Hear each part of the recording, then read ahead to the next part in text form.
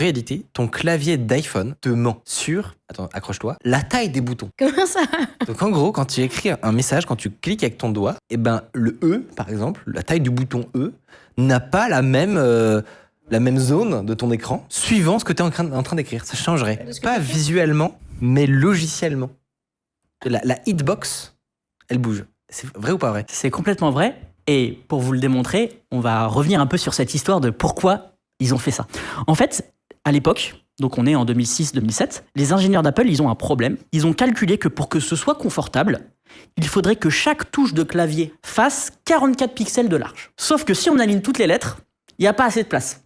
Ça déborde. Et donc ils vont s'attaquer, premier degré, à ce problème. Ils vont faire un concours dans l'équipe en interne, avec les ingénieurs, avec les designers d'interface. Chaque designer, chaque ingénieur va faire des propositions de son côté pour inventer un nouveau type de clavier. Donc ça, c'est une première proposition que vous n'avez jamais vue, mais honnêtement, je la trouve pas mal. En fait, chaque lettre est un petit peu décalée pour laisser un peu plus de place en fait, à celle qui est à côté. Ouais, c'est pas mal. Et donc, en fait, c'est comme s'il y avait, si je calcule bien, 6 rangées de lettres. Scanner visuellement, c'est un peu dur, par contre. Honnêtement, je sais pas si ça fait exactement 44 pixels, mais...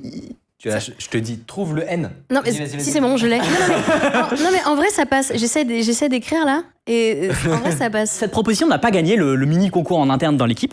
Par contre, la deuxième proposition, c'est celle qui a été retenue. C'est, en gros, ils ont regroupé 3 caractères par touche. Et au-dessus, si vous voyez bien, il y a un petit peu une box là, où en fait on peut potentiellement prédire un peu la lettre d'après. Okay. Honnêtement, c'est particulier. Mais à l'époque, ils se disent, ouais, en vrai, franchement, ça peut marcher. Un T9 tactile un peu. Exactement, c'est super. Non, mais en vrai, zéro blague, pour écrire les textos en japonais, comme t'as pas assez de... Ils ont plus de lettres que nous, ils ont 3 alphabets en plus, en bref. Et ben, effectivement, ça rentre pas dans leur clavier, et donc pour chaque consonne, enfin voilà, assemblement de sonorités, tu peux choisir laquelle tu veux.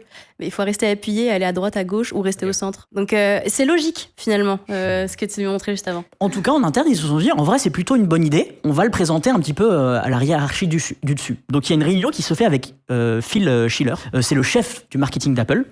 Et voilà, donc hop, il lui présente le clavier, qui est vraiment le problème à résoudre du moment pour Apple. Et au bout de 2 minutes, il fait... il est pas satisfait. Et pas ouf. Et donc, du coup, ils sont un peu deg. Ils ont vraiment aucun clavier à l'heure actuelle. Et donc,